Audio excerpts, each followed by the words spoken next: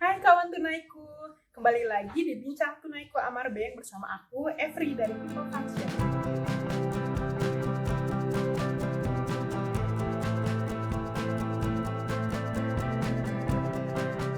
Nah kawan tunaiku, seperti yang sudah kalian ketahui, situasi pandemi COVID-19 ini sangat berpengaruh sekali ya terhadap sektor bisnis, mulai dari sektor bisnis yang besar sampai dengan UMKM pun terkena dampaknya.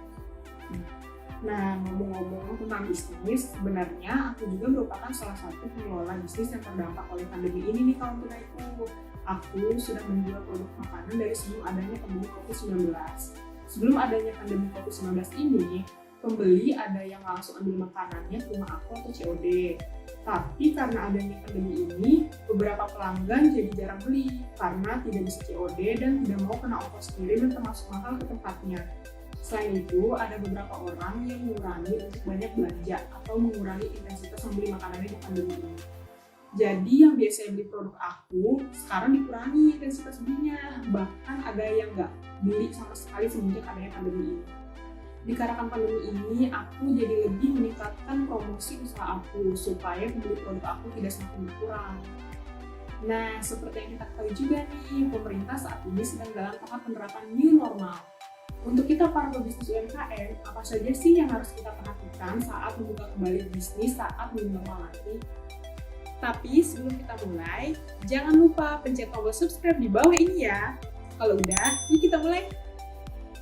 Sebelum kita mengetahui apa yang harus diperhatikan oleh pebisnis UMKM, alangkah baiknya kita mengenal lebih dahulu apa itu new normal. New normal itu sendiri merupakan suatu kondisi di mana saat pandemi seperti ini, kita dapat menjalankan aktivitas secara normal, tapi tentunya dengan menerapkan protokol-protokol kesehatan yang baru. Sebagai contoh nih, misalnya saat membuka bisnis makanan atau bisnis lainnya, kita diwajibkan untuk memakai masker dan mengukur suhu sebelum masuk ke dalam ruangan. Hal ini tentunya dipersiapkan oleh pemerintah sebagai langkah-langkah pencegahan virus COVID-19 sebelum ditemukannya vaksin. Nah, tapi masih membahas pemerintah juga nih. Pemerintah sendiri sudah menyiasati beberapa program atau stimulus yang diharapkan dapat membantu para pebisnis UMKM loh. Mulai dari bantuan sosial seperti paket sembako, bansos tunai, bantuan langsung tunai, atau BLT desa, sampai pembebasan pengurangan tarif listrik.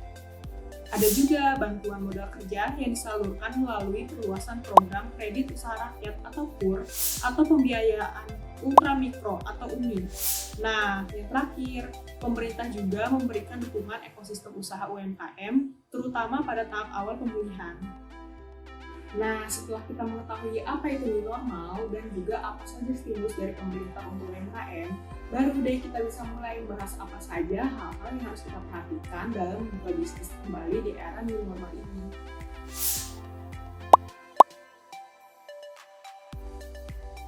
Pertama-tama nih kawan tunaiku, cobalah untuk membuat peta perencanaan terlebih dahulu. Satu hal yang harus dicatat, walaupun sudah berada di dalam kondisi normal yang baru nantinya, tetap saja keadaannya udah nggak sama seperti yang dulu. Tapi bisnis kita kan tetap harus berjalan ya. Nah, maka dari itu kita para pebisnis UMKM perlu menyiapkan perencanaan yang detail dengan membuat pemetaan strategi dan target bisnis setelah new normal diberlakukan. Contohnya nih, kita bisa membuat strategi per kuartal untuk 1 tahun ini. Lalu kita bisa membuat strategi per bulan untuk mencapai target per kuartal tadi. Nah, begitu kira-kira kawan tunaiku.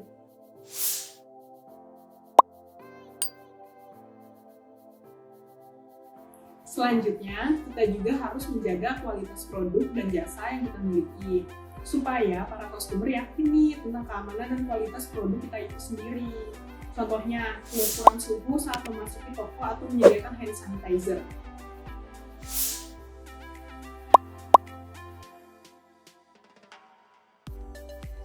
Yang ketiga adalah menjaga kesehatan dan juga keselamatan karyawan kita.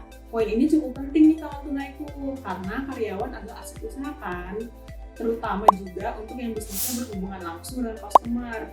Pastinya kebersihan dan kesehatan karyawan menjadi cerminan yang dapat meyakinkan mereka untuk membeli produk kita.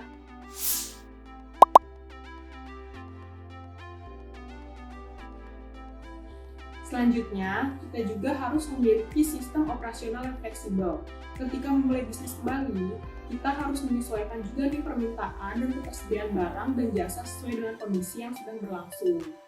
Pokoknya, ketika kita sudah menyusun peta perencanaan di poin awal tadi, kita pasti jadi tahu apa aja strategi yang harus kita lakukan.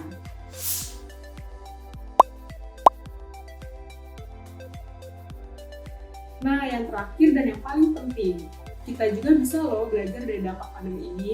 Misalnya, kita jadi belajar gimana caranya berinovasi ketika ada kondisi seperti ini. Lalu, jadi bisa juga belajar gimana perubahan perilaku dari customer kita juga. Pokoknya, ambil positifnya dan jadikan ini sebagai pelajaran bisnis serta bekal di masa depan supaya kita pasti lebih siap. Itu dia tadi beberapa penjelasan dan tips untuk bersiap mulai membuka bisnis di era new normal. Semoga tips-tips tadi bisa membantu kita semua menjadi pasti lebih siap dan juga bisa lebih baik ke depannya ya. Sebelum aku pamit undur diri, aku mau ingetin lagi nih untuk jangan lupa like, komen, dan subscribe di channel ini. Sampai ketemu di Bina Tunaiku Amat Bank edisi selanjutnya. Bye kawan tunaiku.